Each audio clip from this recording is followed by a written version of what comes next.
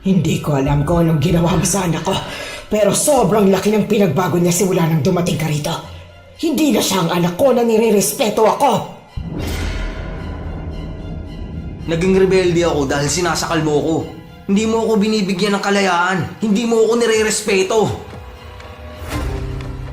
Papatayin kita ngayong gabi. Isasama kita sa isasahog ko sa mga ulam ko sa karinderya.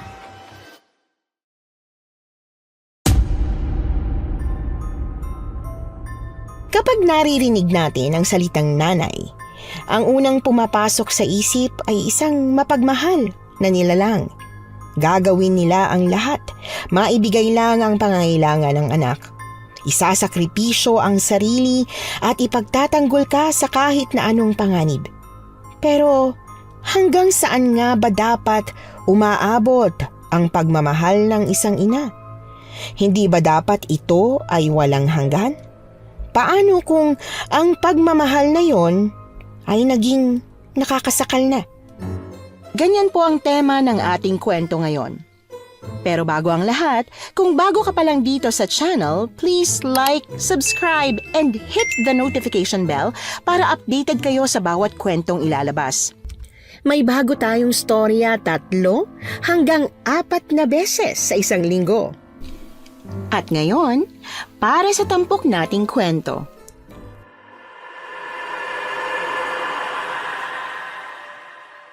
Magandang umaga po, Miss Anne. Tawagin niyo na lang po ako sa pangalang Bea. Isa po akong senior research writer sa ngayon sa mga TV at radyo. Pero syempre, nanggaling din ako sa pagiging baguhan. Ang ikukwento ko po ngayong araw ay tungkol sa kwentong matagal ko ng kinikimkim. Ilang dekada ang pinalipas ko bago ako nagkaroon ng lakas ng loob na ibahagi ito sa publiko. Ito ang nakakakilabot na kwento ko bilang isang baguhang research writer at sana ay magustuhan niyo po. Bea, sigurado ka bang pupunta ka ron na mag-isa? Pwede naman kitang samahan pero sa susunod na linggo pa tayo makakaalis. Makakahintay naman ang kwento mong yan o kaya naman maghanap ka na lang ng pwedeng gawa ng kwento rito sa malapit. Bakit kailangan mo pang pumunta sa ibang lugar para lang sa isang story report? Sir, gusto ko po kasi talaga yung kakaibang kwento. Alam niyo naman po na simula pa noon talagang gusto ko na yung may halong misteryo. Hindi mo alam ang pinapasok mo, bata. Kung sa umpisa, exciting yan. Sinisiguro ko sa'yo na sa kalagitnaan yan, baka mag-back out ka. Ba't naman po ako magbaback out? Gusto ko nga po to. Nako, bahala ka. Basta kapag nakarating ka ron, humanap ka kaagad ng landline na pwedeng tawagan para matawagan mo ako, ha? Malalagot talaga ako sa tatay mo kapag nalaman niyang hinayaan kitang mag-isa. Uy, takot naman po kayo masyado sa tatay ko, sir.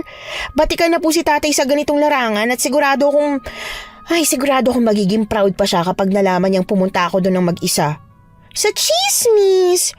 Alam mo naman na mahilig akong kumain at gumala kasama ang mga kaibigan ko, di ba po, sir? Sa kakagala namin, nakarinig ako ng chismis tungkol sa lugar na yun. At hindi lang isang beses ako nakarinig, ilang beses na. Kaya naisip ko, maganda kung yun ang isusulat ko para sa special report ko. O siya, sige. Huwag lang sana aswang ang makasalubong mo sa bundok na yun. Naku, mas natatakot pa po ako kung mamamatay tao po palang may-ari ng karinderya kaysa sa aswang, no? Di naman po totoo yun. Hindi mo sigurado, Bea. Heto, may ibibigay pala ako sa'yo. Ano po to? Bato? Ano naman pong gagawin ko rito? Basta, ilagay mo lang yan palagi sa tabi mo. Sa wallet, sa bag, o mas mabuti kung sa bulsa. Mapoproteksyon ng kanya sa lahat ng oras. Mula sa naman po to, sir? Di ba ako tatablan ng bala o kutsilyo nito? Sa tagal ko sa industriyang ito, Bea, natuklasan ko na hindi masamang minsan makinig sa payo ng mga matatanda. Imbis na makipagtalo pa kay Sir Vincent, minabuti ko na lang na sundin ang gusto niya. Kinuha ko ang batong binibigay niya sa akin at saka yun inilagay sa wallet ko para hindi ko makaligtaan. Isa akong baguhang research writer at para maging regular, kailangan kong maglabas ng kwentong tatatak sa mga tao. Dahil sa hilig kong kumain sa labas kasamang mga kaibigan ko, natuklasan ko ang tungkol sa isang karinderya kung saan kadalasan daw ng kumakain sa kanila ay bigla na lang nawawala. Ang sabi, dapat daw iwasan ang karinderyang yon, pero ako, kailangan kong mapuntahan. Hindi rin naman ako naniniwala kasi na may kababalaghan ng karinderya sa pagkawala ng mga tao. Naniniwala ako na may eksplanasyon tungkol doon. Hindi na ako nagpatumpik-tumpik pa. Kaagad na akong bumiyahe patungo sa lugar na yon. Halos 4 na oras din ang biniyahe ko hanggang sa makarating ako sa isang stopover. Medyo malayo pa ako sa tinutukoy na lugar kaya naisipan ko na munang huminto sa isang tindahan para makitawag. Hello, Sir Vincent! Oh, Bea. Nakarating ka na ba? Hindi pa po sir eh. Siguro mga 2 oras pa po bago ako makarating. Tumawag lang po ako para ipaalam sa inyo na safe ako. Mabuti naman kung ganon. Basta kapag may pagkakataon ka, tawagan mo lang ako. Opo sir, wag po kayong mag-alala. Tatawag din po ako once na makarating na ako doon. At isa pang bilin, hindi mo kilala ang mga tao dyan kaya mag-iingat ka. Dala mo ba yung batong ipinadala ko sa'yo? Opo, dala ko po. Nagdala na rin po ako ng pepper spray tsaka whistle kung sakaling man na may emergency. Siguruhin mo lang. O siya, tinatawag na ako rito. Mag-ingat ka sa biyahe. Pagkababa ng tawag, nagbayad na kaagad ako sa tindahan na narentahan ko ng landline phone. Pagkatapos ay bumili na rin ako ng makakain sa kanila. Ilang saglit lang ay sumakay na ako ng jeep. Pagkasakay ko roon, narinig ko kaagad ang usapan ng 2 pasahero tungkol sa karinderya kung saan madalas daw ay may nawawalang dayo. Pinaalalahanan pa nga nila yung driver ng jeep na iwasan yung karinderya pero tinawanan lang sila nito dahil imposible daw yon. Ang karinderya kasi ay nasa mismong gilid ng kalsada at lahat talaga ay madadaanan yon. Ang sabi pa nito, hindi naman daw totoo ang mga chismis dahil makailang beses na raw siyang nakakain sa karinderya pero hindi naman daw siya nawawala. Ewan ko ba, pero kahit na ganoon na ang sinabi ng driver, mas lalo pa rin akong nako-curious. Kung ano-anong tanong ang sumagi sa isip ko. Kung saan nanggaling ang haka-haka at kung bakit nga kaya naging matunog ang chismis na yon. Pero habang nasa kalagitnaan ako ng biyahe, pare-pareho kaming nagulat nang bigla na lamang umulan. Sa sobrang lakas ng ulan, halos hindi na makita ang daan. Nawalan din ng preno ang driver na talagang ikinataranta naming lahat. At dahil sa dulas ng daan, tumilapon ang jeep at tumaob sa gilid ng kalsada, padaos-dos sa isang bangin. Ewan ko kung ano ang sumunod na nangyari, basta't ang huling natatandaan ko lang, hindi ako nakalimot na magdasal sa Diyos habang nasa bingit ako ng kamatayan. Ano nang gagawin mo sa babaeng yan? Sinabi ko na sa'yo na pabayaan mo na yan doon at marami nang pwedeng tumulong na iba pero matigas pa rin ang ulo mo at nagpumilit ka. Nay, ako po ang unang nakakita sa kanya kaya ako na po ang tumulong. Ikaw nakakaimpyerna. Ibis na magbubukas na tayo tinulungan mo pa taong yan. Nay, wag po kayong maingay at nagigising na siya. Nasaan ako? Miss, sa wakas nagising ka na. Kumusta ang pakiramdam mo? May masakit pa ba sa'yo? Kasi kung meron, dadalhin kita sa ospital. O bakit? May pera ka ba? Ha, Domeng? Para dalhin niya sa ospital? Rico, ang sakit ng bintit balakang ko. Pero Nay, masakit daw po ang binti niya. Patingin nga! Lumapit sa akin yung matandang babae at saka pinisil ng mariin ang tuhod ko. Nang mapahiyaw ako sa matinding sakit, ni wala siyang naging reaksyon. Isinunod niya pa ang paa ko at binti na pareho ring masakit ng pisilin niya. Hey, gagaling yan. Nabugbog lang yan dahil sa pagkatilapon niya. Kaya nga po kailangan natin siyang dalhin sa ospital. Naku, dagdag gastusin lang yan. Pagpahingahin mo na lang yan dito sa bahay. Pagkatapos, kapag kaya na niyan lumakad, umalis na siya. Nakakaya naman po. Kung ayos lang po sa inyo, may landline phone po ba kayo? Makikitawag na lang po ako para makahingi ng tulong sa boss ko. Wala kaming landline dito, no? Kung gusto mo tumawag doon ka sa kabilang kalsada, may landline doon. Hayaan mo, makikitawag tayo doon bukas ng umaga. Gabi na kasi at sarado na. Saan mo pala ako nakita? Sa huling pagkakatanda ko, tumilapon ako palabas ng isang jeep. Na-disgrasya yung sinasakyan ko.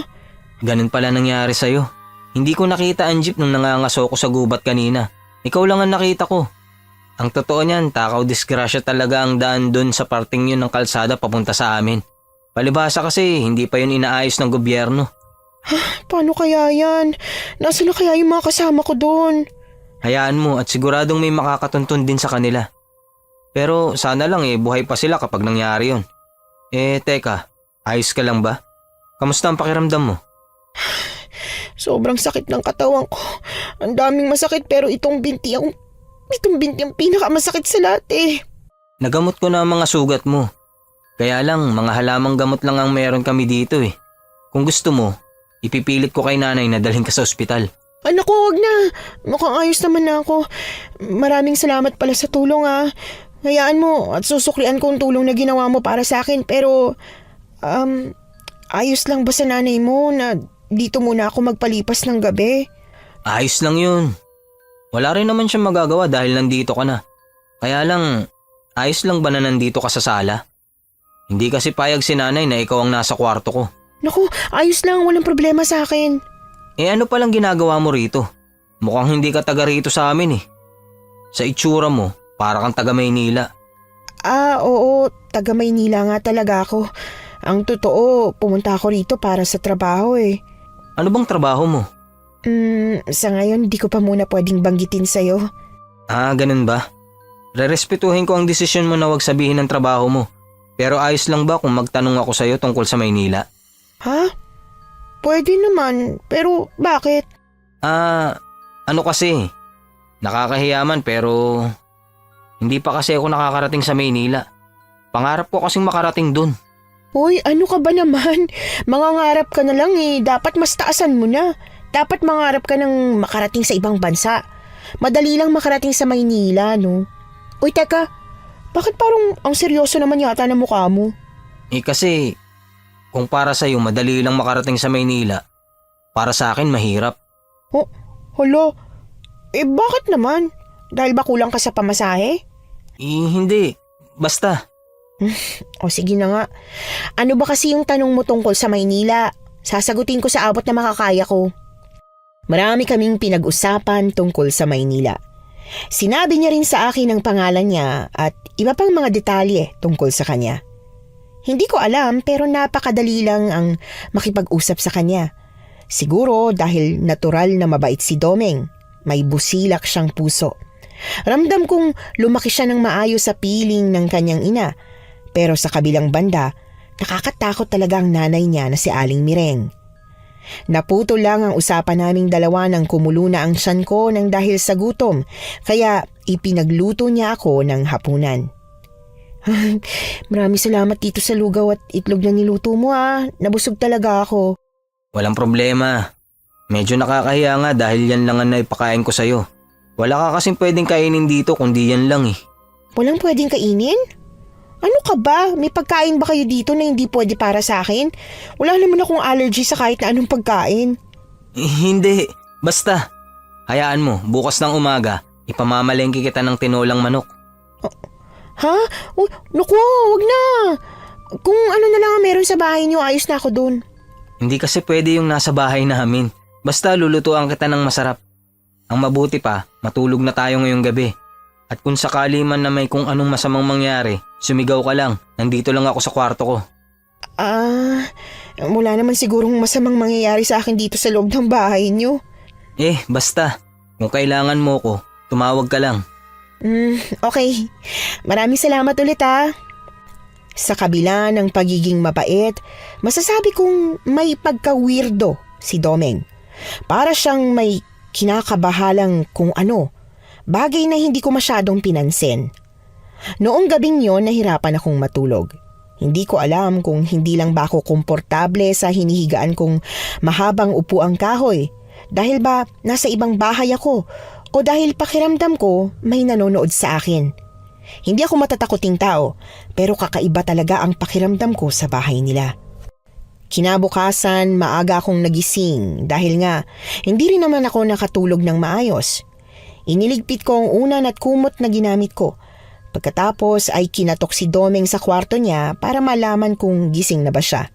Pero mukhang hindi pa, kaya dumiretso ako sa kusina nila para sana maghanap ng pwedeng lutuin, makabawi man lang sa kanilang mag-ina. Kahit iika-ika pa sa paglalakad, pinilit kong makarating sa kusina. Nagbukas ako ng mga kabinet pero wala akong nakitang kahit bawang, asin o sibuyas. Nagtataka man, sinubukan kong tumingin sa loob ng ref pero kaagad akong napatakip sa ilong ng pagbukas ko noon. Umalingasaw ang masangsang na amoy ng mga karneng nakaimbak. Sa pagkabigla, kaagad ko yung sinara pero laking gulat ko nang biglang lumitaw sa harap ko si Aling Mireng. Ay, Diyos ko po! Aling Mireng, nagulat naman po ako sa inyo. Anong ginagawa mo rito? Ano po, naghahanap lang po sana ako ng pwedeng lutuin eh. Naisip ko po na para makabawi sa inyo, dapat po may gawin ako, di ba po? Wala kang dapat gawin. Di ba't masakit pang katawan mo? Dapat nananahimik ka lang doon para gumaling ka kaagad. Pero nakakaya naman po. Mas nakakahiya kung makikialam ka sa gamit ng iba. Manahimik ka na lang doon. At kung may kailangan ka, huwag kang maghalongkat ng gamit dito. Tawagin mo si Domeng. Sabi ko nga, pasensya na po kayo. Sige po, babalik na po ako dun sa may sala. Habang iika-ika, ay nahihiyang lumabas ako ng kusina pabalik sa sala. Saktong pagbalik ko doon, bumukas ang pinto ng kwarto ni Domeng na mukhang natataranta. Ano nangyari? Bakit? Napagalitan ka ni nanay? Wala. Ano kasi, magluluto sana ako kaya lang di ako pinayagan ni Aling Mireng. Ay, naku. Nakalimutan kong sabihin sa'yo. Ayaw na ayaw ni nanay na may ibang nakikialam sa kusina niya. Pasensya ka na. Napagalitan ka tuloy. Ayos lang, ano ka ba? Teka. Nagugutom ka na ba? Mamimili lang ako ng mga rekado para makapagluto na ng almusal. Sa totoo lang, nahihiya talaga ako, Doming eh. Kahit ano ayos lang. Ayos na sa akin. Kahit asin nga lang eh. Huwag kang mahiya. Ako naman ang nagkukusa eh. Ang mabuti pa, hintayin mo na lang ako sa labas ng bahay para naman kahit papano maaliw ka. Pwede ba? Oo naman. May mga alaga kaming hayop na pwede mong panoorin. Sige. Kaya lang medyo nahihirapan pa akong maglakad eh. Tutulungan na lang kitang lumabas. Sige. Siya nga pala, pwede bang magpatulong din akong tumawag sa boss ko? Sa landline? Oo, sana. Pero malayo ang may landline phone dito sa amin. Mahirapan kang maglakad palabas. Kung gusto mo, ako na lang ang tatawag para sa'yo. Ibigay mo na lang sa akin ang numero. Sige, bibigay ko sa'yo. Uy, Domeng, maraming salamat talaga ha. Kung hindi dahil sa'yo, baka patay na ako ngayon. Paulit-ulit ka naman magpasalamat. Nahihiya na rin tuloy ako. Mabuti pa, halika na sa labas. Hindi naman nakakahiya ang tulong na ibinibigay sa akin ni Domeng. Pero kasi kay Aling Mireng, hiyang-hiya talaga ako. Ramdam ko kasi talaga na hindi niya gustong nandito ako sa paraan kung paano siyang magsalita. Plano ko na lang talagang tiisin hanggang sa makahingi ako ng tulong kina Sir Vincent dahil nawala na ang lahat ng mga gamit ko. Malamang na naiwan yon sa jeep na sinakyan ko. Nang ilabas na ako ni Domeng sa bahay nila, hindi ko inaasahan na ang aabutan ko ay halos gubat. Oo, at may mga alaga nga silang hayop pero wala akong matanaw na kapitbahay. Pinaupo niya lang ako sa upuang nasa labas ng bahay at binilinan akong maghintay sa kanya. Tahimik ako ron hanggang sa biglang bumalik si Aling Mireng, bit-bit ang isang bayong. Ano ginagawa mo dyan? Di ba't ang sabi ko sa'yo, mamahinga ka? Ano po? Hinihintay ko po si Domeng, namili lang daw po. Pwede mo naman siyang hintayin sa loob ng bahay ah. Alam mo, ang mabuti pa, total hindi ka mapakali ng walang ginagawa. Tulungan mo na lang akong magbalat at maghiwa nitong mga gulay na ihahalo ko sa mga ulam na lulutuin ko. Mga ulam po? May handaan po ba? Walang handaan. Hindi ako naghahanda, no? Ibebenta ko sa karinderya. May karinderya po pala kayo. O sige ho, tutulong po ako. Sabihin niyo lang po kung anong klaseng hiwa ang gagawin. Sige, tsaka na lang maghiwa. Ikukuha na lang kita ng kutsilyo tsaka sangkalan. Kahit papaano ay gumaan ng kaunti ang loob ko kay Aling Mireng nang hayaan niya akong tumulong sa paghihiwa ng mga rekado sa lulutuin niya. Medyo marami yon, kaya naabutan pa ako ni Domeng na naghihiwa ng mga gulay. Oh, pinatulong ka ni nanay? Oo, medyo nakakatuwa nga kasi kahit papaano nagkaroon ako ng silbi. Ah, mabuti naman kung ganun. Hindi ka pa ba nagugutom? Medyo. Pero hintayin ko na lang na matapos ka magluto. O sige, tatawagin kita. Kaya lang, makakasingit ka ba sa pagluluto ni Aling Mireng? Mukhang marami siyang lulutuin Ayos lang. Magkaiba naman kami ng lutuan. Ha? Magkaiba? Talaga? Pwede ba yun? Na ibang lutuan ng nanay at anak? Pwede. Hindi kasi ako kumakain ng luto ni nanay. O sige na, magluluto ako ng pagkain natin.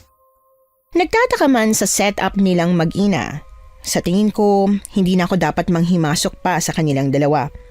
Ipinagkibit balikat ko na lang at ipinagpatuloy ang paghihiwa ng mga rekado. Binalikan ako ni Aling Mireng para kunin ang mga pinahiwa niya sa akin pero malamig pa rin ang pakikitungo niya. Ni hindi siya nagpasalamat. Hinayaan ko na lang dahil ang mas importante naman para sa akin ay ang nakatulong ako. Dinala naman ni Domeng sa labas ang pagkain. Tulad ng sinabi niya kagabi, nagluto siya ng tinolang manok at talagang masarap siya kung magluto. Wow! Ang linam naman magluto Nagmana ka siguro sa nanay mo, no? Hindi. Ang alam ko, nagmana ako sa tatay ko. Pero may-ari ng karinderyang nanay mo. Siguradong magaling siya magluto. Matabang siya kung magluto, kaya hindi ako kumakain ng mga luto niya. Ngayon lang ako nakarinig ng anak na hindi gustong luto ng nanay niya. Hindi ba pangkaraniwan? Hindi talaga, lalo na't ako. Talagang paborito kong luto ng nanay ko, no? Nakakainggit naman. Siya nga pala, maling numero ang binigay mo sa akin. Ang sabi raw, wala raw silang kilalang Bea. Lalaki ba o babae ang sumagot? Matandang babae ang sumagot. Hala, pwede ba patingin ang number na binigay ko sa'yo? Teka, nandito pa yun sa bulsa ko . Eto.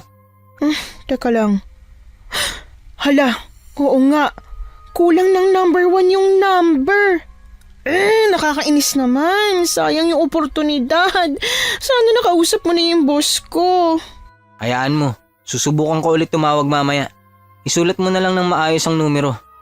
Sige, pero hindi ba malaking abala sa'yo yun?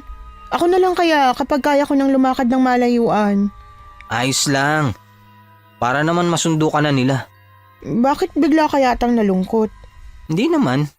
Naisip ko lang, nakakainggit kasi pupunta ka na ng Maynila. Kung may pagkakataon ba? Gusto mo bang sumama? Ha? Oo naman. Gusto ko. Pwede bang isama mo na lang ako ron? Hindi madali ang buhay sa Maynila, Doming. Kung pupunta ka doon, kailangan mo maghanap ng trabaho. Pero kung talagang gustong-gusto mo, susubukan kitang tulungang makahanap. Kaya lang, hindi mo na kita sasama ha. Babalikan na lang kita kapag sigurado may trabaho na. Ayaw naman kitang paasahin. Talaga? Babalikan mo ako? Oo naman, kung talagang gusto mo . Gustong gusto ko. Ano nga palang tinapos mo? Para naman mahanapan kita ng disenteng trabaho. Tinapos? Tinapos saan? Sa pag-aaral. Nako, yun lang. Kailangan ba yun? Oo naman, kailangan yun. Teka, huwag mong sabihin na... Hindi pwedeng hindi ko sabihin . Hindi ako nakapag-aral. Talaga? As in, no read, no write? Nakakapagsulat at nakakapagbasa naman ako dahil tinuruan ako ng nanay ko pero wala akong diploma. Kahit elementary? Wala talaga. Ibig bang sabihin yan, hindi na talaga ako pwedeng pumunta sa Maynila? Pwede naman, pero kasi baka maging mahirap ang trabaho mo dun . Alam mo na, ayoko masaktan ka kasi pangarap mong Maynila. Ayos lang sa akin ang mahirap na trabaho. Basta makarating lang ako sa Maynila. Kakaiba ka talaga, Doming. Hindi ko alam kung bakit gustong-gusto mo sa Maynila pero... sige na nga, tutulungan na kita. Yun, aasahan ko yan . Oo, malaking naitulong mo sa akin kaya gusto ko makabawi kahit papano. Kakaiba ang saya sa mga mata ni Domeng.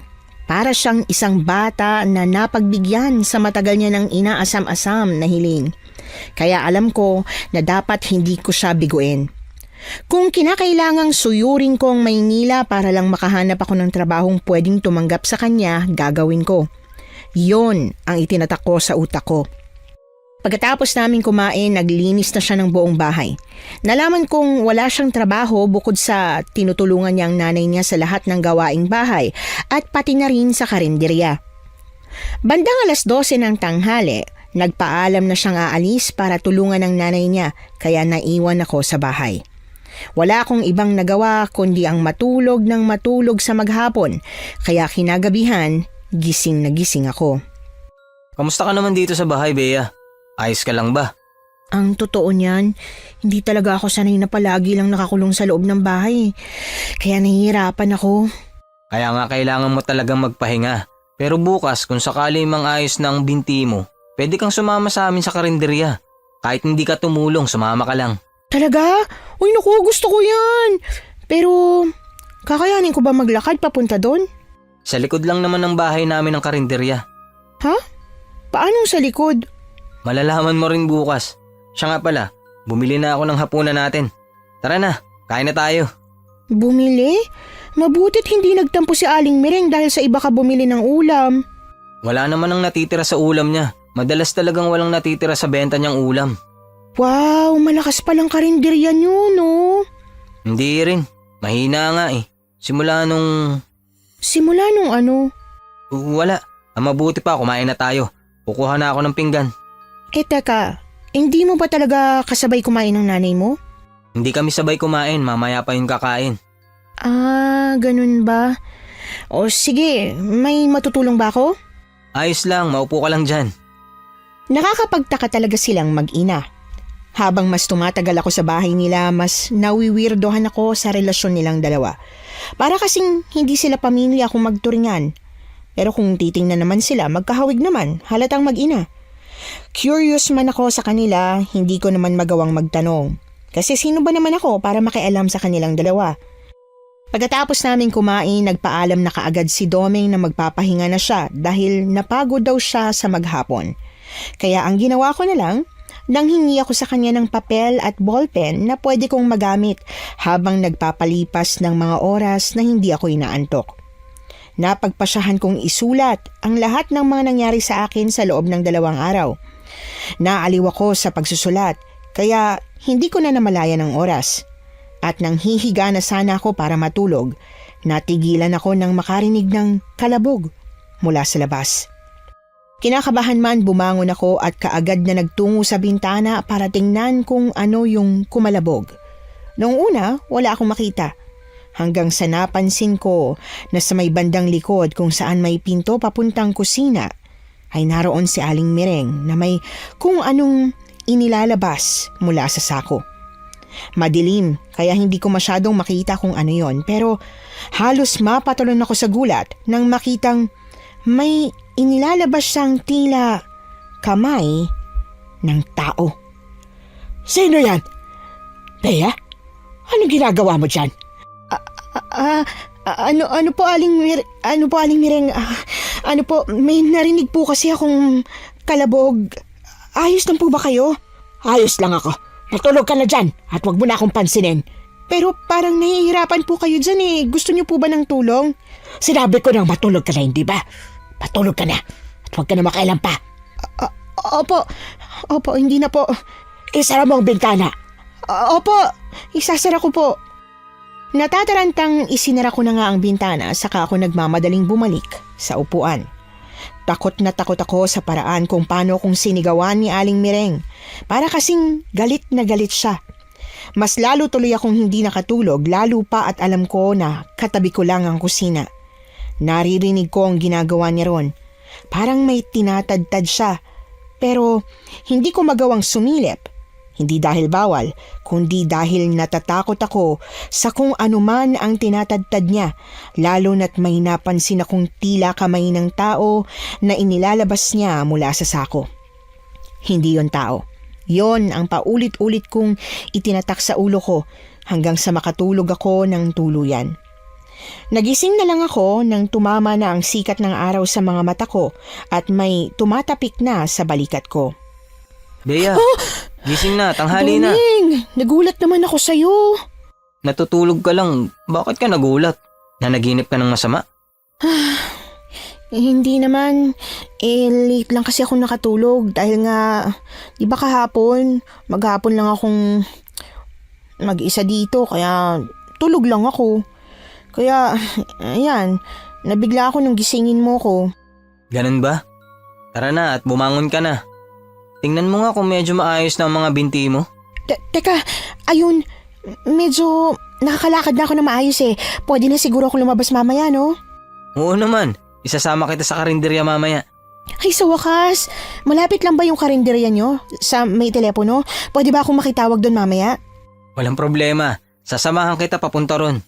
Ako, salamat naman. Excited ka na bang umuwi? Oo naman, tsaka sigurado ako kasi na nag-aalala na sila sa akin eh. Lalo na yung boss ko. Sinabi ko kasi sa kanya na tatawag ako kapag nakarating na ako. Pero hindi pa ako nakakatawag. Tama ka nga naman. Pero yung pangako mo sa akin, matutupad pa ba yun? Siyempre naman no, wala pa akong pinangakuan na hindi ko pa tinutupad. Hindi ako ganong klase ng tao. Aasahan ko yan ha. Tara na, mag-almusal ka na para makapunta na tayo sa karinderya. Gustong gusto ko nang umuwi. Nahihiya na kasi talaga ako kay Aling Mireng. At bukod sa nahihiya, natatakot din ako. Ewan ko ba, basta kagabi, nakaramdam ako ng matinding kaba patungkol sa kanya. Na para bang may itinatago siyang kababalaghan. Pero sa kabilang banda, naaawa naman ako kay Domeng. Nakikita ko kasi sa mga mata niya na nalulungkot siya sa tuwing babanggitin ko na gusto ko nang umuwi. Hindi ko alam kung bakit, pero sa tingin ko, yun ay dahil wala siyang ibang kaibigan maliban sa akin. At napatunayan ko yon nang pagdating namin sa karinderya, wala nga siyang nakakausap na iba bukod sa mga customer. Dito lang din pala sa likod ng bahay yung tabing kalsada. Bakit ang sabi mo malayong palengke? Akala ko dadaan pa sa gubat. Malayo naman talaga eh. Doon pa yun sa kabilang kanto. Pero hindi mo talaga nasabi sa akin na hindi naman pala dadaan sa gubat? Nasa likod lang pala ng bahay niyo yung kalsada? Pasensya naman. Hindi ko na naisip ipaliwanag sa'yo. Siya nga pala, napansin ko na halos lahat ng mga kumakain dito sa inyo. Parang hindi mo kilala. Wala ka bang kaibigan man lang na kumakain dito? Wala akong kaibigan. Ha? Uy nako, imposible naman yan. Wala naman sigurong tao na walang kaibigan. Ano ba yung kaibigan? Seryoso? Hindi mo alam ang ibig sabihin ng kaibigan? Oo, ano ba kasi yun? Yung kaibigan, yung nakakausap, o kaya naman nakakabiruan mo. Tsaka yung komportable ka kapag kasama mo, mga ganun. Ibig sabihin kaibigan kita? Ha? Kung komportable kang kausap ako, oo, syempre magkaibigan na tayo. Kung yung kausap ko, may mga nakakausap ako sa palengke at saka sa may tricyclean. Pati na rin sa mga kalapit na tindahan. Marami akong nakakausap. Pero wala ka bang nakakausap palagi? Yung nakakasama mo sa gala o kaya trip sa buhay? Trip? Ano yun? Naawa tuloy ako sa'yo. Dapat magkaroon ka ng kaibigan. Ang kaibigan yung nakakasama mo sa mga gusto mong gawin sa buhay. Yung kasama mong tumawa, kasama mo sa malulungkot na araw, tsaka kung ano-ano pa. Parang ang saya magkaroon ng ganun. Hayaan mo, kapag nakapunta ka na sa Maynila, magkakaroon ka rin ng maraming kaibigan. Talaga? Mas lalo tuloy akong nasasabik na makapunta dun. Siya nga pala, wala na masyadong dumarating na customer ah. Pwede mo na ba akong samahan sa tindahan para makitawag? Oo nga pala. O sige, tara na. Domeng! Saan ka pupunta? Nay, sasamahan ko lang po si Bea papunta sa tindahan. Makikitawag daw po siya. Ganun ba? Magpapasundo na ba siya? Opo, Nay. Mabuti pa nga. Pero bilisan mo ha. At maya-maya may customer na uli. Sige ho, Nay. Nasabik ako nang papunta na kami sa tindahan. Nahihirapan pa rin talaga akong maglakad pero pinilit ko ang sarili ko para lang makausap ko na si Sir Vincent. Alam ko na talagang nag-aalala siya sa akin at baka nga ipinalagay niya na ako sa missing person. Pagkarating sa tindahan, binigyan ako ni Domeng ng pambayad. Ang sabi niya sa akin, babalikan niya na lang daw ako at baka mapagalitan siya ni Aling Mireng. Pumayag na rin ako dahil nga gusto ko ring makausap ng pribado si Sir Vincent. Hello? Sino to? Sir Vincent, ako po to. Bea? Naku po, Diyos ko. Ang tagal kong hinintay ang tawag mo. Alam mo bang pinalista na kita sa missing person? Hindi mo pa ba napapanood sa TV? Ay hindi po sir, wala po kasing TV tong napuntahan ko eh. Ano ba kasing nangyari sa'yo, ha? Bakit ngayon ka lang tumawag? Naaksidente ho ako sir. Sa sobrang lakas ng ulan, tumilapon yung sinasakyan kong jeep. Ako, mabuti na lang po at may mabuting tao na tumulong sa akin. Kaya lang walang-wala po akong pera para makauwi eh. Nawala po kasi lahat ng mga gamit ko. Nako, nasaan ka ba? Ipasusundo kita. Teka lang po. Hindi ko po kasi talaga alam kung nasan ako. Napilayan po ako eh. At nahirapan po akong lumabas. Ngayong araw lang po ako nakalabas eh. O siya, sige. Magtanong-tanong ka kung nasaan ka. Teka lang ho, Ale. Pwede po bang malaman kung anong address po dito? Tinanong ko ang tindera na nagbabantay sa tindahan. Sinagot niya rin naman kaagad ako na sinabi ko rin kay Sir Vincent. Ano?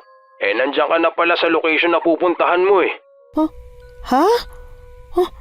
Hala, oo nga po no. Hindi ko napansin. Sige sir, huwag niyo na po muna ako ipasundo. Gagawa pa po ako ng kwento. Ano? Nadisgrasya ka na't lahat? Yung kwento pa rin ang gusto mo? Bea, ipasusundo na kita. Hindi po sir. Siguro, bigyan niyo pa po ako ng mga 2 araw. Ay nako, napakatigas naman talaga ng ulo mo. At saka nga po pala, yung taong tumulong po sa akin dito, gusto niya po kasing maghanap ng trabaho sa Maynila eh. Meron po bang available? Kaso lang, hindi po kasi siya nakapag-aral eh. Meron namang available dito. Pero janitor, marunong naman ata siya maglinis. Opo sir, sigurado pong marunong siya. Pero ang tanong, kilala mo ba yan? Mabuting tao ba? Sir, kung di po dahil sa kanya, patay na ako ngayon. O sige, ako nang bahala sa kanya. Tutulungan ko siya pero umuwi ka na. Magpapadala na ako ng susundo sa'yo. Kung hindi lang ako busy ngayon, ako na mismo ang susundo eh. Sige na nga ho. Salamat po sir. Pasensya na po talaga. Pinakaba ko kayo. O siya, sige na. Tatawagan ko na mga pulis na i-lift ka na sa missing person dahil alam ko kung nasaan ka na. Mag-iingat ka dyan at hintayin mo ang sundo. Ibigay mo sa akin ang mismong address. Kaya lang tatanungin ko pa po. Tatawagan ko na lang po kayo ulit. Bea, nako. Baka bukas ka pa ulit tumawag ha? Hindi po, tatawag po ako pag natanong ko na. Salamat po sir. Nang ibaba ako na ang tawag, nagbayad na kaagad ako sa tindera. Pero ewan ko ba, kakaiba ang tingin niya sa akin. Kaya napatanong ako bigla sa kanya. Pero imbis na sagutin ang tanong ko kung bakit ganoon na lang siya kung makatingin sa akin, sinagot niya rin ako ng tanong. Isang tanong na nagpagulat talaga sa akin. Bea, tapos ka na ba makipag-usap sa boss mo?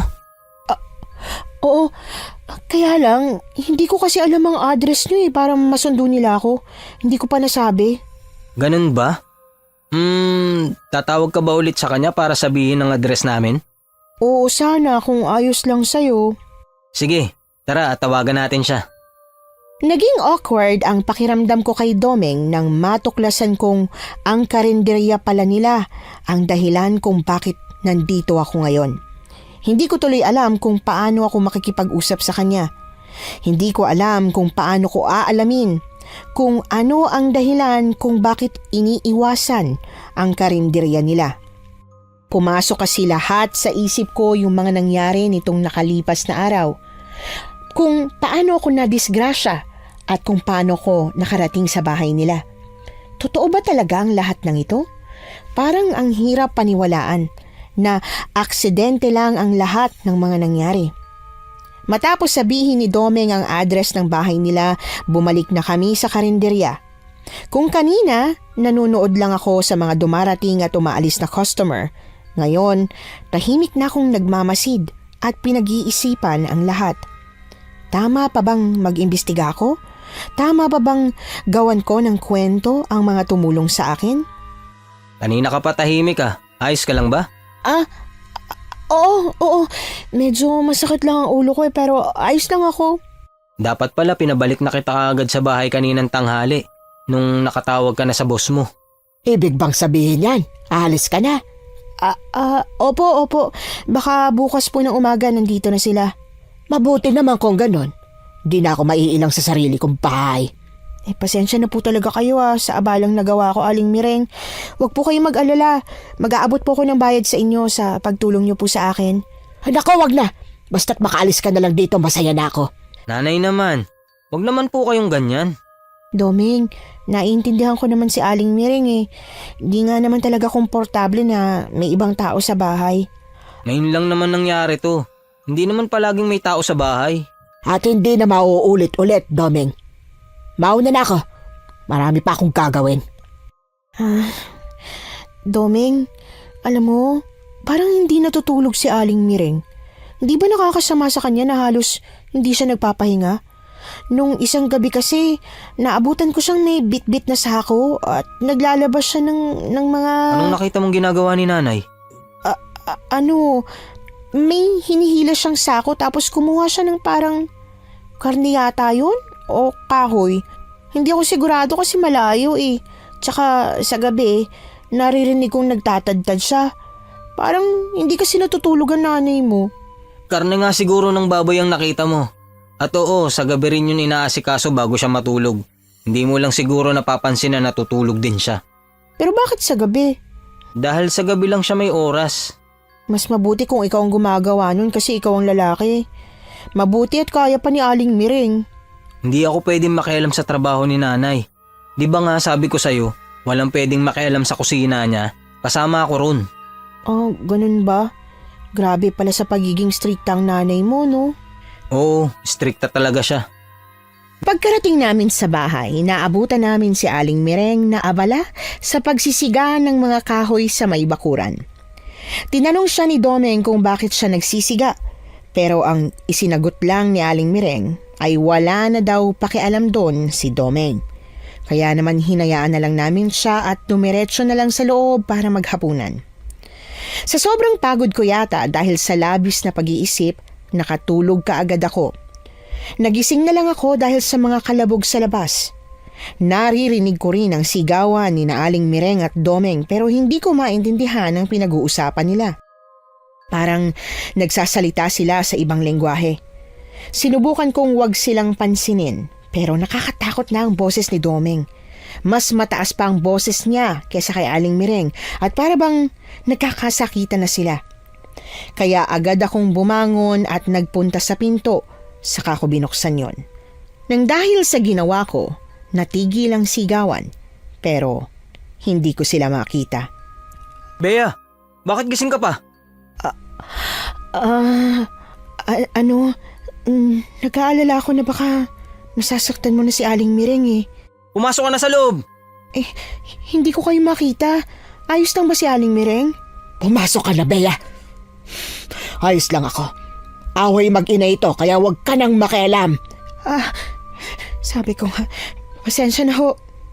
Kaagad kong isinara ang pinto at doon ko lang na-realize na masyado na nga akong nakikialam sa biglaang paglabas ko para lang pigilan sila. Pero hindi ko pinagsisisihan na nakialam ako. Hindi ko sila nakita kanina at sigurado talaga ako na nasaktan ni Domeng si Aling Mireng. Kung hindi ako nakialam, baka kung ano na ang nagawa niya sa kanyang ina dahil naririnig kong nasasaktan ito. Nabawasan tuloy ang pag-iisip ko kay Domeng na mabait siya dahil kaya niyang saktan ang sarili niyang ina. Ilang saglit pa bumukas ang pinto at pumasok si Domeng na mukhang galit pa rin ang mukha. Si Aling Mireng, bakit hindi pa siya bumabalik? Huwag mo siyang alalahanin, hindi yun mamamatay. Domeng, umamin ka nga sa akin. Sinaktan mo bang nanay mo? Hindi ko siya sinaktan. Hindi sinaktan, pero narinig ko nasasaktan siya. Hindi ko nga siya sinaktan. Bakit ba hindi ka naniniwala sa akin?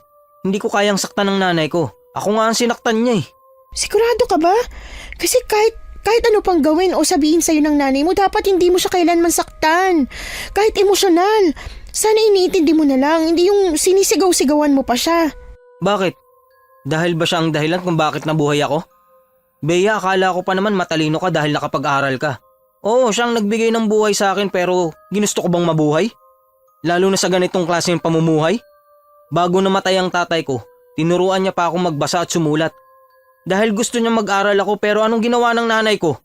Hindi niya ako pinag-aral dahil masyado raw delikado ang mundo para sa akin.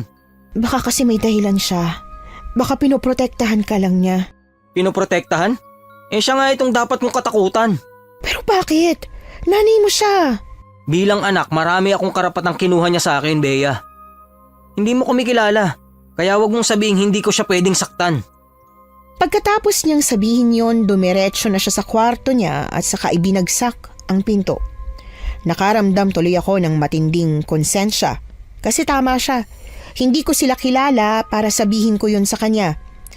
Sa kung paano sila magturingang mag-ina, alam ko naman na talagang may kakaiba sa kanilang dalawa. Ramdam ko sa una pa lang na hindi sila ordinaryo, pero nahusgahan ko pa rin si Domeng. Buong gabing hindi na talaga bumalik si Aling Mereng sa loob ng bahay. Hindi ko alam kung saan siya natulog. Saka ko lang siya nakita ng umaga na at naghahanda na siya para sa mga lulutuin niya sa karenderya. Aling Mereng, ako po bang pinag-awayan niyo ni Domeng kagabi? Oo, ikaw nga. At kung ikaw nga talaga, alis ka na ba? Pasensya na po talaga kayo sa laki ng abalang nagawa ko sa inyo mag-ina. Hindi ko alam kung anong ginawa mo sa anak ko, pero sobrang laki ng pinagbago niya simula nang dumating ka rito. Hindi na siya ang anak ko na nirerespeto ako. Aling Mereng, hindi po ako ganong klase ng tao. Wala naman po akong sinasabi sa kanya na... Talaga ba? At sa tingin mo paniniwalaan ko yan, ha? Aling Mereng, Umalis ka na rito, Bea. Hindi ba tumawag ka na sa boss mo? Eh bakit wala pa sila rito? inaasahan ko pong darating sila ngayong araw.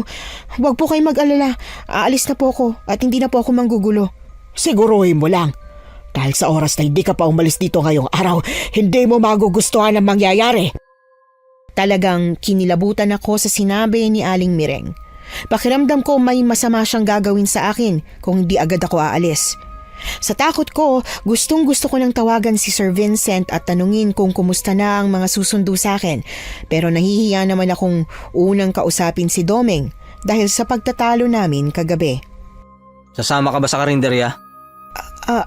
Oo sana. Sa tingin ko kasi mas mabuting nandun ako. Aabangan kong dumating yung sundo ko. Oo nga pala. O sige, tara na. Domeng, teka lang. Ano kasi, tungkol kagabi, pasensya ka na sa mga nasabi ko ah. Alam kong nagpadalos-dalos ako sa mga binanggit ko. Hindi ko masyadong napag-isipan. Mali talaga ako sa mga sinabi ko at tama ka. Hindi ko kayo ganong kilala para magsalita ako ng hindi maganda. Ayos lang. Naiintindihan din naman kita. Alam kong nabigla ka lang din sa pag-aaway namin ni nanay. Hindi nga pala kagaya ng sa inyo na... Na ano? Wala. Ang sabi ko, halika na. Pumunta na tayo sa karinderya. Baka dumating na ang mga susundo sa'yo tapos wala ka ron. Oo nga pala. Gusto kong malaman kung ano man yung dapat na sasabihin niya sa akin. Pero alam ko naman na hindi niya rin yun itutuloy. Ang totoo, iniisip ko pa rin talaga kung anong dahilan kung bakit iniiwasan ang karinderya nila. Kung bakit halos parang bagong mukha ang kumakain sa karinderya nila at bihira ang bumabalik-balik. Kung tutuusin, pwede akong manatili at alamin ang katotohanan pero nahihiya ako kay Domeng dahil nagkaroon na kami ng, kumbaga, pinagsamahan. Alam ko na masasaktan siya kapag nalaman niya ang totoong dahilan kung bakit ako nandito. Na sila talaga ang dahilan kung bakit ako naparito. At para bang tadhana na siya ang nagligtas sa akin. Pagkarating sa karinderya, naghintay ako sa mga susundo sa akin. Pero lumagpas ng tanghalian, wala pa ni anino nila. Kaya naman kinausap ko na si Domeng. Domeng, pasensya ka na sa abala pero pwede bang humingi ulit ako ng tulong sa'yo? Hindi pa rin kasi dumarating yung sundo ko eh. Ayos lang ba kung samahan mo ulit ako sa tindahan para sana makitawag at tanungin ko si Sir? O kaya naman kahit makahingi na lang muna ako ng barya pantawag. Pangako ko sa'yo, babayaran talaga kita pagkarating nila. Nahihiya na kasi talaga ako sa'yo. Ayos lang. Halika na at sasamahan kita sa kabilang tindahan. Hoy, anong sasamahan? Kaya na niya maglakad kaya hayaan mo na siya. Marami pa tayong gagawin dito, ano? Ano ba, Nay? Napag-usapan na natin to, di ba? Uuwi naman na siya. Doming, ayos lang ako. Ano ka ba? Tama naman si Aling Miring eh. Kaya ko nang lumakad. Pahiramin mo na lang ako ng barya na magagamit ko. Ay, sige na nga. O etong barya, mag-ingat ka sa pagtawid ha. Oo naman, babalik ako agad. Medyo masakit pa ang binti at paa ko pero nagawa ko namang ipilit na lumakad papunta sa kabilang kalsada kung saan naroon ang tindahan. Pagkarating doon, sinabihan ako ng tindera na tumawag daw yung tinawagan ko kahapon at sinabing may emergency daw. Kaya nagmamadali akong tumawag pabalik. Ilang saglit lang ay sinagot na agad ang tawag. Sir, ano pong nangyari? Ano pong emergency?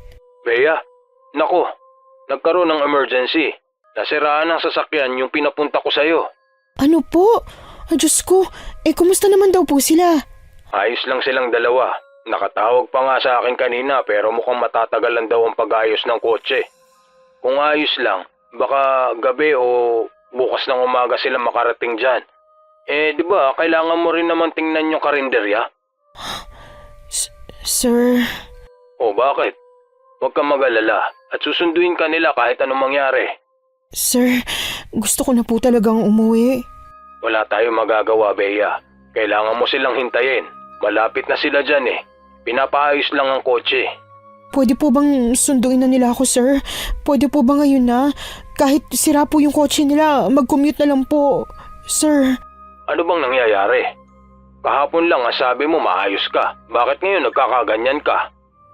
Basta po, kapag nakauwi na po ako, ikukwento ko. Basta po pasundo na po sana ako rito, sir. O siya, sige. Kapag tumawag sila ulit, sasabihin kong dumiretso agad dyan sa'yo. Kahit gabi po, ayos lang. Sige, kahit gabi papupuntahin ko sila. Gusto ko nang umiyak sa mga nangyayari. Pakiramdam ko, pinagsakloban ako ng langit at lupa. Pakiramdam ko, hindi natatapos ang kamalasan ko. Hindi naman ako sinasaktan nila Domeng at Aling Miring, pero may kung anong nag-uudyok sa akin na umalis na. Parang may bumubulong na kung hindi pa ako aalis, may mangyayaring masama. Pero sa kinamalas-malasan nga naman, bakit parang ayaw pa rin akong paalisin? Pagkabalik ko sa karinderya, naabutan ko si Domeng na nag-aabang sa akin. Halata ang pag-aalala sa kanyang mga mata. Natagalan ka yata. Medyo marami kasi kaming pinag-usapan ni Sir Vincent. Baka raw mamayang gabi pa sila makarating dahil nasiraan daw sila ng kotse. Pero hindi pwedeng pumunta sila rito ng gabi. Bakit naman? Hindi naman siguro masamang bumiyahe sa gabi. Hindi sila pwedeng pumunta sa bahay kapag gabi na. Di lalabas na lang ako mamayang gabi at mag-aabang dito sa may labas ng karinderya. Delikado na sa gabi, Bea. Dapat sinabi mong ipagpabukas na lang ang pagpunta rito. Ano magagawa ko? Nasabi ko na. Tsaka, Doming, gustong-gusto ko na talagang umuwi. Gusto ko na makita ang pamilya ko, tsaka makabalik sa trabaho ko. Oo nga pala. O siya, sige. Ako na lang ang bahala. Lalabas tayo mamayang gabi at ihintayin sila. Salamat at naintindihan mo ko. Pero Bea, ano ba talagang trabaho mo? Personal na bagay sa akin yun, Doming. Hindi mo na kailangan malaman sa ngayon. Pero kung sakali na pupunta ka sa Maynila, malalaman mo rin. Hindi na ako pupunta. Ano? Pero bakit? Di ba pangarap mo yun? Kung masama pa rin ang loob mo sa akin dahil sa napagtalunan natin, wag mong isuko naman yung pangarap mo. Hindi dahil sa pag-aaway natin. Bakit nga? Si nanay, ayaw niyang pumayag. Hayaan mo na. Sanay naman na akong kasama siya palagi at isa pa, baka tama siya. Mahihirapan lang ako sa Maynila. Pero, Doming, natural lang mahirapan. Lahat ng bagay mahirap talaga sa umpisa. Pero hindi ibig sabihin nun, susukuan mo na. Kaya, wag mo sukuan. Pag-iisipan ko. Dadalawin kita rito pag nakahanap na ako ng trabaho para sa'yo. Imbis na sumagot, nginitian lang ako ni Domeng. Kita ang lungkot sa mga mata niya. Nakakaawa. Pero ano magagawa ko kung mas pipiliin niya talaga ang gusto ng nanay niya kesa sa gusto niya? Sa kabilang banda, naiintindihan ko si Aling Miring. Nanay siya at gusto niyang maprotektahan ng anak niya. Pero sana hindi sa ganitong paraan. Sana hindi niya sinasakal ang anak niya at hindi tinatanggalan ng karapatan. Nagpaalam ako kay Domeng na bumalik na muna sa bahay nila at pinayagan niya naman ako. Pagkabalik ko ron, kinuha ko yung papel at ballpen na hiningi ko kay Domeng. Saka ako nagsimulang magsulat. Isinulat ko ang lahat ng mga nangyari sa akin. Ang mga kababalaghang nararanasan ko, pati na rin ang misteryo sa karinderya. Kahit wala pang matinong sagot, kahit nananatili pa rin ang mga tanong kung bakit nga ba nawawala ang mga taong napapadpad sa karinderya nila. Hanggang sa makauwi na sila Domeng at Aling Mireng. Bea, halika na at kumain na tayo. May dala akong adobong manok. Ay wow, mukhang masarap yan ah. Pero sana matikman ko man lang yung luto ng nanay mo bago ako umalis. Gusto ko mang ipatikim sa yung luto niya, hindi talaga pwede. Pero bakit naman? Mas mabuti pang wag mo nang alamin. Teka, kukuha muna ako ng plato at kutsara. Sige. Ito ang plato mo, Bea. Maraming salamat. Kumain ka lang ng marami ha, para may lakas ka mamaya pag uwi mo. Domeng, ngayong aalis na ako, may gusto sana akong sabihin sa'yo eh. Alam kong pwede mong ikagalit, pero sa tingin ko mas mabuting tanggapin ko yung galit mo kaysa ang hindi ko sabihin sa'yo. Sige, Bea. Handa akong makinig at kahit ano pa yan. Ang totoo kasi niyan, di ba nasabi ko na sa'yo ang dahilan kaya ako pumunta dito dahil sa trabaho? Oo. Sasabihin mo na ba sa akin kung anong trabaho mo? Oo. Ang trabaho ko kasi isang research writer. Yung nagsusulat ng kwento o balita na hango sa totoong buhay. Hindi base lang sa mga haka-haka. Kaya talagang pinupuntahan namin yung lugar o nagre-research kami kung saan-saan para malaman kung totoo nga yung narinig naming kwento. At yung kwento ng karinderya namin ang napili mong isulat? Ibig sabihin, alam mong usap-usapan tungkol sa inyo? Oo, alam ko. At marami ng kagaya mong sumubok ibalita ang karinderya namin. Pero lahat sila walang napatunayan. Kaya nga napagpasyahan ko na hindi na ituloy dahil wala naman talaga eh. May napansin man akong kakaiba sa inyo mag-ina. Hindi naman siguro totoong nawawala ang mga tao nang dahil sa inyo. 'Di ba? Ang mabuti pa kumain ka na. Domeng, bakit mo binabago ang usapan?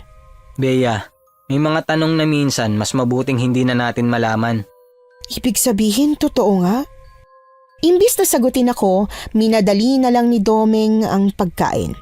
Sa totoo lang, gustong-gusto ko talaga siyang pilitin pero iniisip ko kasi kung paano niya nasisigawan si Aling Mireng noong isang gabi. Natatakot ako na baka magalit din siya sa akin at humantong kami sa ganoon kaya nanahimik na lang ako. Nang matapos na kaming kumain, tahimik niyang iniligpit ang mga pinagkainan namin. Bagay na talagang ikinabahala ko lalo na at dumiretso na siya sa kwarto niya pagkagaling sa kusina. Ayokong mag-demand pero ang sabi niya kasi sa akin, sasamahan niya akong maghintay sa labas ng karinderya nila. Kaya lang, nag-umpisa ng lumalim ang gabi pero hindi pa rin siya lumalabas ng kwarto. Gusto ko siyang katukin pero nahihiya ako. Hanggang sa hindi ko na natiis. Tumayo na ako at kinuha ang papel na pinagsulatan ko ng lahat ng mga nangyari sa akin dito. Pagkasuksok ko ng papel sa bulsa, akmang lalabas na sana ako nang may marinig akong impit na sigaw mula sa labas. Nakaramdam ako ng matinding kaba. Kaya, imbis na lumabas na kaagad, patagong sumilip na muna ako ng bintana. At talagang nanginginig ang buong katawan ko nang makita ko si Aling Mireng na may hinihilang babae. Pilit itong kumakawala kay Aling Mireng pero malakas talaga ang nakatatandang babae. Nagagawa niya pa rin itong hatakin ng marahas. Sa labis na pagkataranta, kaagad kong kinatok si Domeng sa kwarto niya. Domeng! Domeng, buksan mo pinto! Si Aling Mireng! Si Aling Mireng, may hinahatak na tao sa labas! Domeng! Bea, anong nangyayari?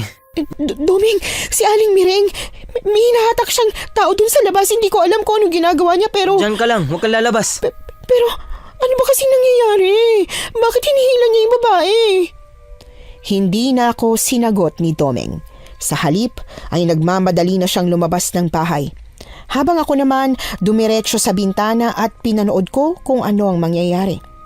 Nanlaki ang mga mata ko nang makitang hahampasin na sana ni Aling Mireng yung babae, pero tila maging siya ay nagulat nang makita niya si Domeng.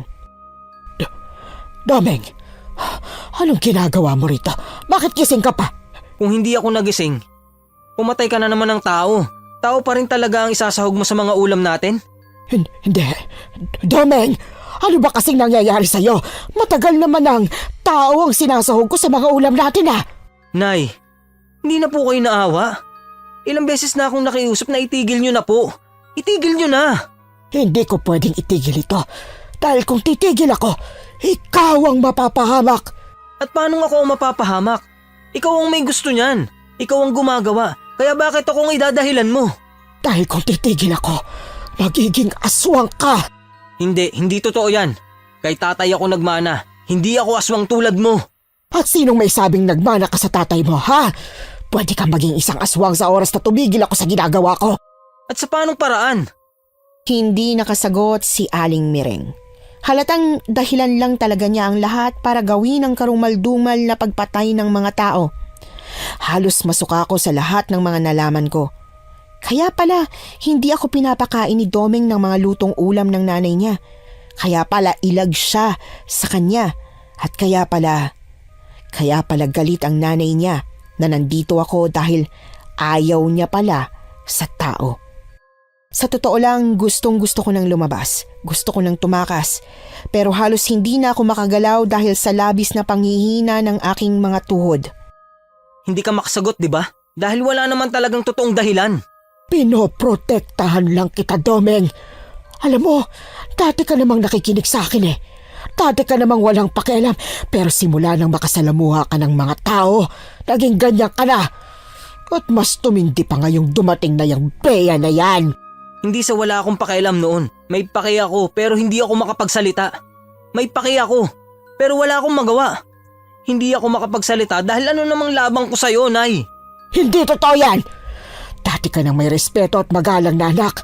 Pero dahil sa mga taong yan, naging rebelde ka na. Naging rebelde ako dahil sinasakal mo ako. Hindi mo ako binibigyan ng kalayaan. Hindi mo ako nire-respeto. At ngayon, ano gusto mo gawin ko? Itigil ko ang pagpatay sa mga tao? At paano tayo mabubuhay? May mga hayop na pwedeng lutuin. Pero hindi tayo mabubuhay sa hayop, Domeng. Alam na alam mo yan. Nabuhay ako ng ilang taon nang hindi kumakain ng mga ulam na niluto mo. Ilang taon lang.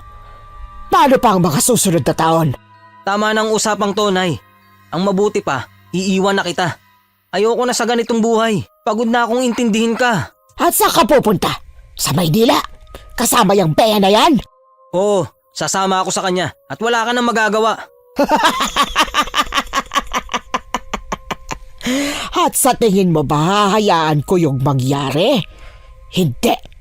Mamamatay muna siya bago pa kayo makapunta sa pinapangarap mong Maynila. Namilog ang mga mata ko nang biglang lumingon sa akin si Aling Mireng. Galit na galit ang mga mata niyang nanlilisik.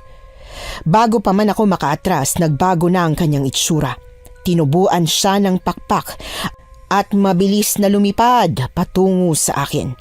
Napatili ako ng malakas at mabilis na yumuko para magtago bago niya pa ako maabutan.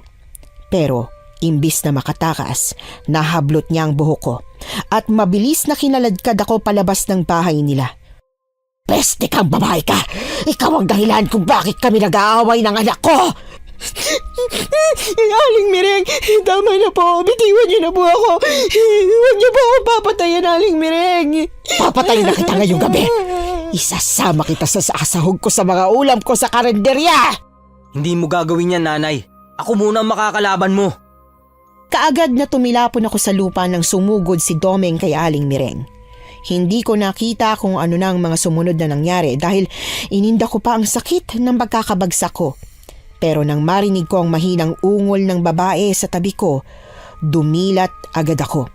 Nakita ko ang duguan niyang mukha habang nakatitig sa akin. Ilang segundo akong nakatulala lang. Iniisip ko pa kung anong dapat kong gawin hanggang sa bigla akong natauhan. Buhay pa siya at kailangan niya ng tulong. Nagmamadali akong bumangon kahit sobrang sakit ng katawan ko. Tinulungan ko ang babaeng bumangon at pilit na sinabihang magpakatatag siya dahil tatakas kami. Kahit hirap na hirap, pinilit naming maglakad papunta sa likod ng bahay. Pero nang malapit na sana kami, may biglang humawak sa paa ko at pilit akong hinila pabalik. Bitiwan mo ako, pakiusap, Aling Mireng! Hayaan mo na po ako! Hindi kita hahayaan. Ginalit mo na ako kaya papatayin na kita. Wag, Aling Mireng! Kapag pumatay po kayo ng tao, mas lalong sasama ang loob ni Domeng sa inyo! Masama na ang loob niya sa akin. Mas mabuting, mas pasamain ko pa. Hindi na talaga nagpaawat pa si Aling Mireng. Pilit niya akong kinaladkad habang ang mukha ko ay halos mabugbog na sa pagtama sa lupa. Umiyak na ako at nang ihinto niya ang pagkaladkad niya sa akin, pinihit niya ako paharap. Doon bumungad sa akin na ang nakakahilakbot niyang mukha. Mas matanda kaysa sa mukha niya bilang tao. Tila naaagnas pa ang balat niya. Ang tagal kong nagtiis, Bea. Ilang araw kang nandito at gustong-gusto na kitang kainin. Pero dahil nirespeto ko ang anak ko, hinayaan kita. Ngayong dinumihan mo ang isip niya, wala na akong pakialam pa. Wag po! Wag po, Aling Mireng! Wag! Inangat niya ang kamay niya. Pagkatapos ay tumubo ang mahahaba niyang mga kuko. At nang ididikit niya na sana sa dibdib ko, hindi niya maituloy. Anong? Bakit ganito? Bakit parang bakal ang dibdib mo? Hindi ko matusok. May anting-anting ka? Hindi ko alam. Kaagad ko siyang tinulak palayo at mabilis akong bumangon para tumakbo. Pero dahil sa sobrang dami kong sugat, nadapa lang din ako at nahirapang tumayo. Nang pilit pa sana akong babangon, nakita ko si Domeng na hinaharang si Aling Mireng. Opo, Nay. May anting-anting si Bea at ako ang naglagay nun sa kanya, kaya hindi mo siya masasaktan. At paano ka naman nagkaroon ng anting-anting, Aber? Hindi nyo na kailangang malaman. Paalisin nyo na lang po kami ng matiwasay kung ayaw nyo pong tayo ang magiging magkaaway. Hindi pa ba kaaway ang tingin mo sa akin ngayon, Domeng? Tama na po, Nay. Hayaan nyo na po kaming umalis. Agad lumapit sa akin si Domeng at saka ako tinulungang tumayo. Hinawakan niya ang braso ko at inilagay sa balikat niya. Halika na, Bea. Bumalik na tayo sa inyo. Huminto ka, Domeng! Kapag umalis ka, hindi kita mapapatawad! Pasensya na ho kayo, Nay. Pero hindi ko na kayang mabuhay lang sa tabi nyo habang buhay.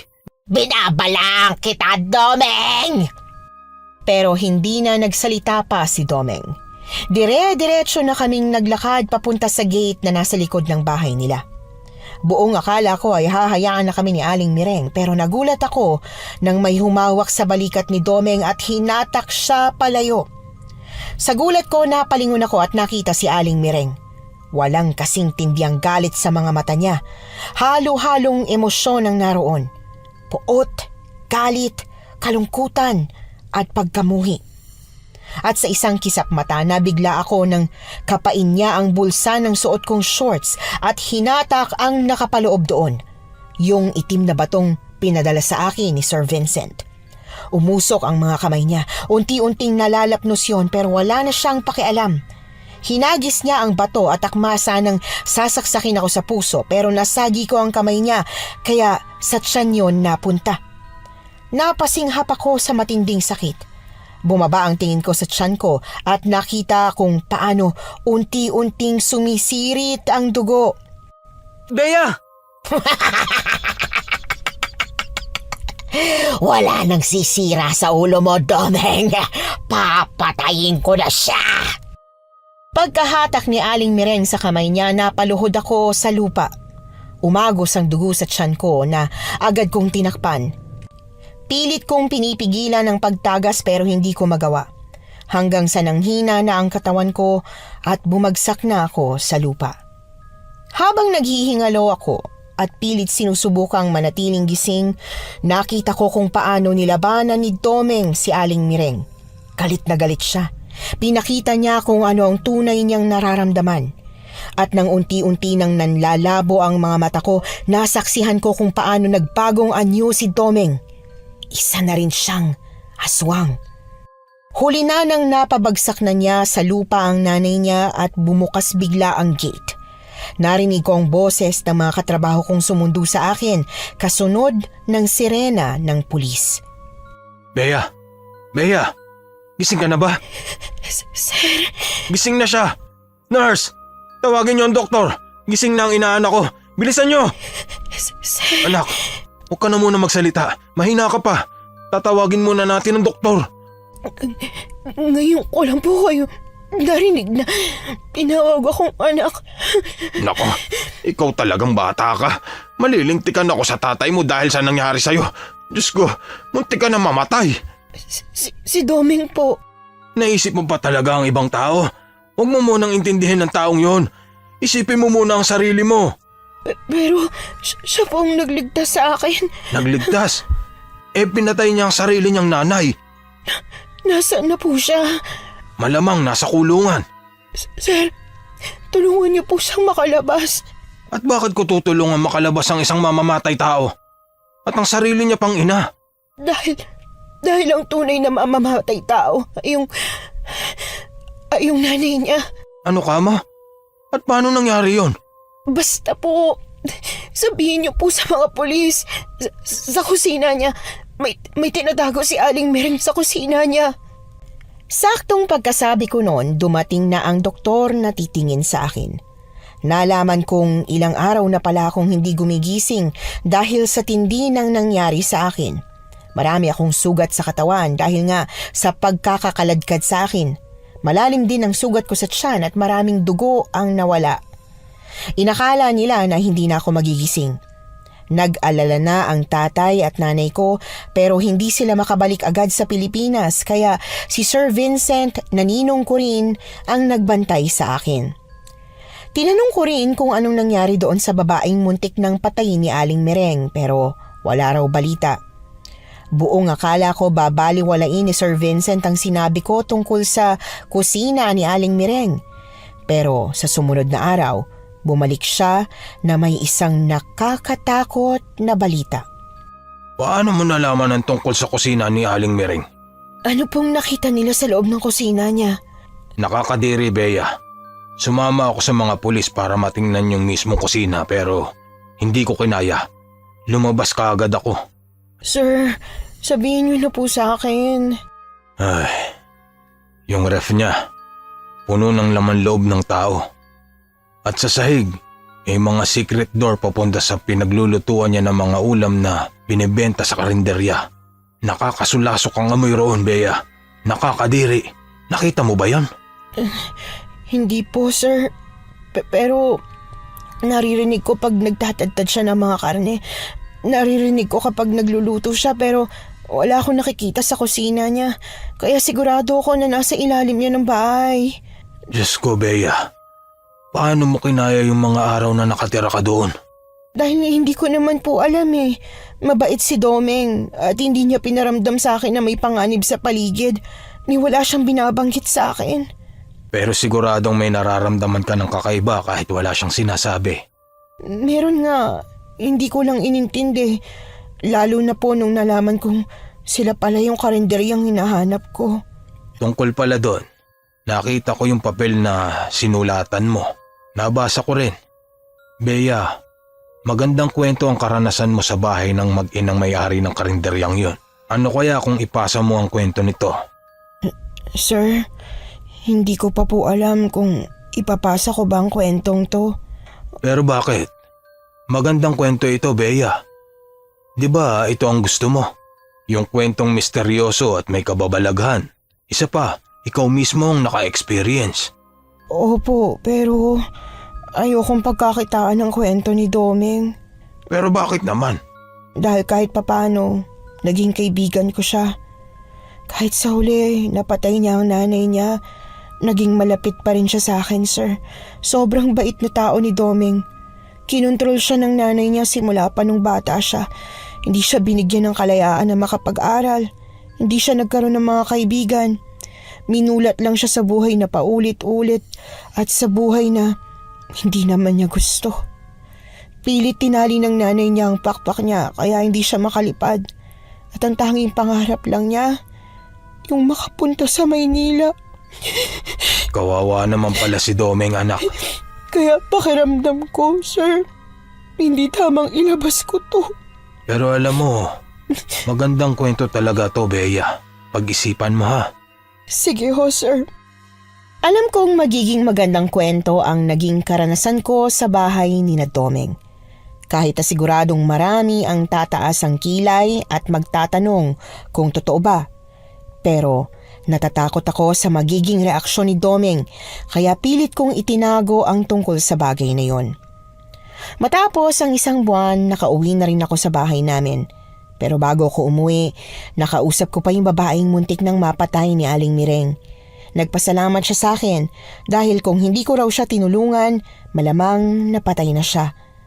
Nang sabihin niya yon, imbis na maging masaya ako dahil may natulungan ako, mas nakaramdam pa ako ng matinding konsensya. Kasi kung sinunod ko kaagad ang nararamdaman kong kakaiba, edi sana mas marami pa akong natulungan. Yung unang beses na nakita ko si Aling Mireng na may inilalabas sa sako, yung unang beses na marinig kong may tinatadtad siya, ang daming pagkakataon na sana nakatulong ako. Baka habang mahimbing ang tulog ko, may humihingi pa ng saklolo. 1 taon na yung kwento mo. Naisulat mo na ba ng maayos?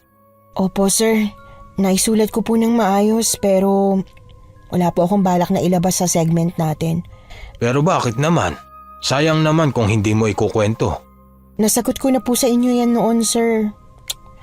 Sir, wag niyo naman po akong pilitin. Okay, sige, hindi na. Nanghihinayang lang kasi ako dahil siguradong kapag inilabas mo yon, talagang gaganda ang karera mo bilang research writer. Alam ko naman po yun. Pero sa tingin ko po may mga kwentong mas mabuting itago na lang kaysa isa publiko. Siya nga po pala, may balita na po ba kayo kay Domeng? Yun na nga. Wala pa rin hanggang ngayon. Bakit ba kasi gustong gusto mo siyang mahanap? Baka nakalimutan ka na nun. Marami po akong gustong sabihin sa kanya, sir. Kahit siguro makalimutan niya ako, ipapaalala ko sa kanya na ako yung tinulungan niya. Hindi kaya nainlababo ka na ron? Naku, Bea, sinasabi ko sa'yo ha. Sir naman, wala po akong nararamdamang ganun para sa kanya, no? Naging kaibigan ko lang po talaga siya. Sus, baka kaibigan pala ang ibig mong sabihin.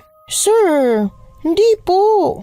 Naku, isipin niyo na nga pong gusto niyong isipin. Basta, tulungan niyo po akong mahanap siya, ha? Hindi ako titigil. Kahit ilang taon pang lumipas, mahanap ko lang siya. O siya, sige na. Ako nang bahala at ipapahanap ko siya. Para naman matuloy na ang naudlot na love story niyo. Si Sir Vincent naman. Makalipas ang ilang taon, natanggap din ni Sir Vincent na wala talaga akong balak na ilabas pa ang kwento ko tungkol sa mag-inang may-ari ng iniiwasang karinderya. Nagpatuloy ako sa pagiging research writer pero hindi na ako umalis ng mag-isa. Nagkaroon na ako ng trauma. Pagkatapos ng 5 taon, nahanap ko rin kung saan nakakulong si Domeng. Oo, hinanap ko siya dahil gustong-gusto ko talaga siyang makita. Pero dahil sa hirap ng komunikasyon noon, nahirapan akong hanapin siya. Nang sa wakas ay makita ko na si Domeng, nagulat talaga ako dahil hindi ko inaasahan ang laki ng pagbabago niya. Domeng, ikaw na ba yan? Wow, ang laki ng pinagbago mo! At ikaw naman, hindi ka nagbago. Ang ganda mo pa rin. Nahiya tuloy ako bigla. Pero ano, ang ganda na ng ngiti mo ah. Hindi ko inaasahan na magiging ganyan kasaya ang itsura mo. Ang ganda na rin ng pangangatawan mo, hindi ka napayat. Salamat naman kung ganun. Alam mo ba kung bakit? Oh, bakit nga ba? Marami na kasi akong kaibigan dito sa loob ng kulungan. At saka, nag-aaral na rin ako dito. Ang sabi nga sa akin ng abogado ko, hanggang 15 taon daw dapat ako rito pero dahil mabait ako, baka mabawasan pa yung taon. Wow, nakakatuwa namang marinig yan sa'yo. Pero Domeng, Hindi ka ba nagsisisi? Magsisisi saan? Kasi, alam mo na, Yung pagkamatay ni nanay? Oo, namimiss ko siya dahil kahit anong mangyari, nanay ko pa rin talaga siya. Pero kung hindi ko ginawa yon, tuloy-tuloy pa rin siyang papatay ng tao at higit sa lahat, hindi ako masaya ngayon. Tama ka. Natutuwa ako na masaya ka, Domeng. Masama ba ako para maging masaya pagkatapos kong patayin ng nanay ko? Hindi ko kayang sagutin yan, Domeng. Pero isa lang ang masasabi ko. Huwag kang makonsensya dahil masaya ka. Karapatan mo yan na inalis sa'yo ng nanay mo noon. Mabuti na lang talaga at nahanap mo ko rito. Matagal na kitang gustong pasalamatan. Sobrang laking pasasalamat ko sa'yo. Bakit ka naman nagpapasalamat? Ako nga dapat magpasalamat sa'yo dahil niligtas mo ko. Oo, niligtas kita noon. Pero iniligtas mo rin ako. Ikaw ang naging dahilan kung bakit masaya ako ngayon. Kung hindi dahil sa'yo, hindi ako matatauhan sa lahat. Para namang ang laki ng nagawa ko para sa'yo. Pero kahit papano gumaan ang loob ko. Akala ko kasi talaga ako may kasalanan kung bakit ka nakulong. Bakit naman? Kasi syempre akala ko kung hindi ako dumating, hindi mo napatay ang nanay mo. Naku, paikot-ikot na lang tayo. Basta kung ano man ang nangyari, nangyari na. Siya nga pala, kapag nakalabas na ako dito sa kulungan, matutulungan mo pa rin ba ako sa paghahanap ng trabaho? Anong trabaho bang gusto mo? Kahit anong trabaho, basta disente at magiging tunay na tao ako. Teka lang, nakita kitang nag-anyong aswang noon. Hindi ka ba? Oo, nagaan yung aswang talaga ako. Pero huwag kang mag-alala dahil kaya kong kontrolin ang sarili ko. Hindi ako kagaya ni nanay na sabik sa laman ng tao. Mabuti naman kung ganun. Bale, magkita na lang ulit tayo sa susunod Dadalawin kita ulit. Aasahan ko yan Hindi umabot ng 15 taon, nakalabas na kaagad si Domeng sa kulungan. Tulad ng pangako ko sa kanya, tinulungan ko siyang makahanap ng trabaho. Maswerteng nakahanap kami ng security guard na trabaho para sa kanya. May mga pagkakataon na nahihirapan siya at dahil ako lang ang kaibigan niya, ang nangyayari ay pumupunta siya sa akin. Minsang pinagselosan pa siya ng asawa ko, pero sa huli ay natanggap din niya na magkaibigan lang talaga kami ni Domeng. Opo, Miss Anne, hindi kami nagkatuluyan ni Domeng. Siguro iniisip ninyo na naging kami pero hindi yon nangyari. Walang balak si Domeng na magkaroon ng asawa dahil natatakot siya sa pwedeng mangyari kung sakali man na magkaanak siya. At higit sa lahat, wala kaming nararamdaman para sa isa't isa. Siguro napapaisip ang listeners kung bakit inilabas ko ang kwentong ito sa channel ninyo. Pero yon ay dahil sa tingin ko, panahon na. Masyado ko nang kinimkim ito ng matagal at nagpaalam din naman ako kay Domeng. Isa pa, gusto ko rin ito dahil anonymous. Hanggang dito na lang po ang kwento ko at ng naging kaibigan ko na si Domeng. Maraming salamat po sa pakikinig hanggang dito sa dulo. Nagustuhan niyo po ba ang ating kwento ngayong araw? Kung oo ang sagot at hindi mo pa nagagawa, subscribe na. Click the notification bell para updated ka sa tuwing maglalabas kami ng bagong kwento. Click like at mag-iwan na rin ng comment. Masayang-masaya ako tuwing nagbabasa ng messages mula sa inyo. At kung may sarili kayong karanasan na gusto nyong ibahagi sa amin, email lang sa missanhorrorstories@gmail.com. Dire-diretso lang, missanhorrorstories@gmail.com. Malay nyo, sa susunod, yung kwento na ninyo ang binabasa namin para sa ating mga tagapakinig. Hanggang dito na lamang muna at muli po, ito po ang inyong si Miss Anne. Nagpapasalamat sa inyong patuloy na pagmamahal at pagsuporta.